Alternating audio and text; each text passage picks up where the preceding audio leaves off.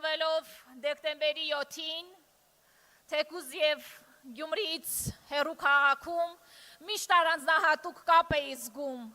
Գյումրիի քաղաքի հետ։ Եվ այսօր այստեղ կանգնել ձեր առջև խոսք ունենալը իրապես ինձ համար պատիվ է։ Երբ ինձ պատմում էին, որ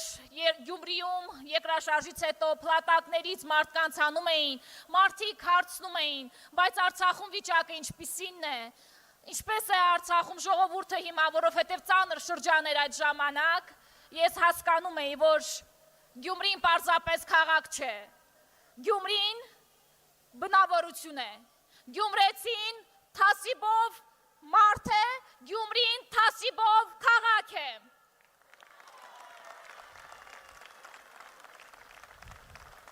Գյումրին շատ ծանր օրեր է տեսել, երկրաշարժ, կորուստներ, արտագաղթ, բայց միշտ կանգուն է մնացել, հակառակ տարբեր կարծիքների, քանի դուռ է փակվել, ինչքան ընտանիքներ են բաժանվել այս արտագաղթի պատճառով, ինչքան մայրիկների Արցախում ասում են, երբ մեկին շատ ես կարոտում, ասում են պրոշը ճաքում է կարոտից, ինչքան մայրիկների պրոշ էր ճաքում իրենց տղաների համար, ովքեր որ հեռվում աշխատում էին։ Մենք ասում ենք, որ փոփոխությունների ժամանակը եկել է, փոփոխությունները գալիս են Գյումրի եւ Գյումրին ընտրում է փոփոխությունը։ Փոփոխության համար երեք, փոփոխության համար երեք։ Սիրելի գյումրեցիներ, դուք միշտ ձեր խոսքը ասել եք շատ հստակ, անկոտրում եւ առանց վախի, եւ ես հավատում եմ, որ դուք ընտրելու եք խոսելը եւ ոչ թե լռելը, եւ դուք ընտրելու եք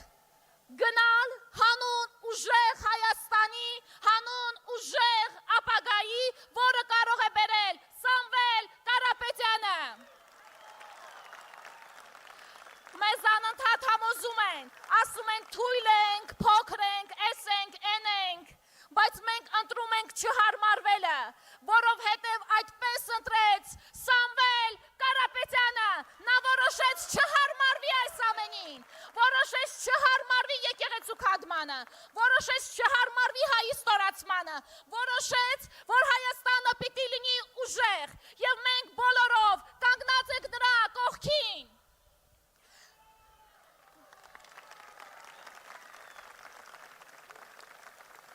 Սիրելի գյումրեցիներ,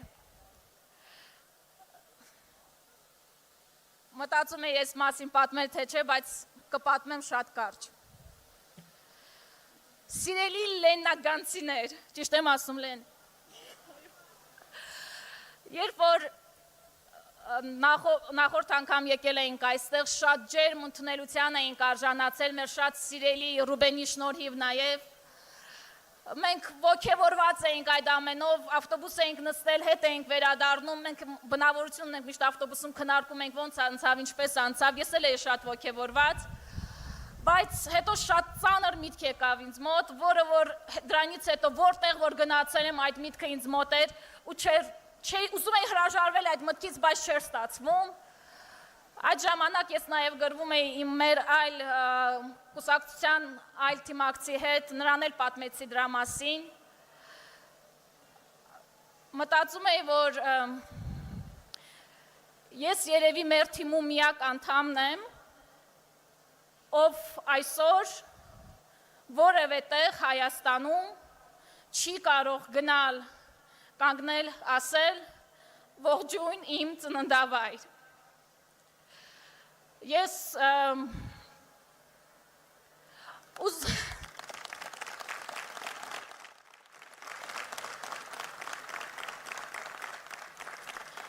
եւ իմ պայքարը նաեւ նրա համար նախ եւ առաջ նրա համար է, որ իմ թիմում եւ այստեղ ոչ մեկ երբևէ այդպիսի հնարավորությունից չզրկվի, որովհետև մենք բոլորս պիտի ապրենք մեր հայրենիքում, մեր ծննդավայրում, պահենք, պաշտպանենք, սիրենք այն, որովհետև այն շատ սիրելի է, պետք է սիրենք մինչև վերջ, որովհետև այն պիտի դարձնենք ուժեղ։ Ուժեղ Հայաստանը գալու է, ես հավատում եմ դրան։ Շնորհակալ եմ շատ, սիրելի ժողովուրդ։ Բաժանորդագրվեք Արմատ մեդիայի ալիքներին YouTube-ում, Facebook-ում, Instagram-ում և Telegram-ում։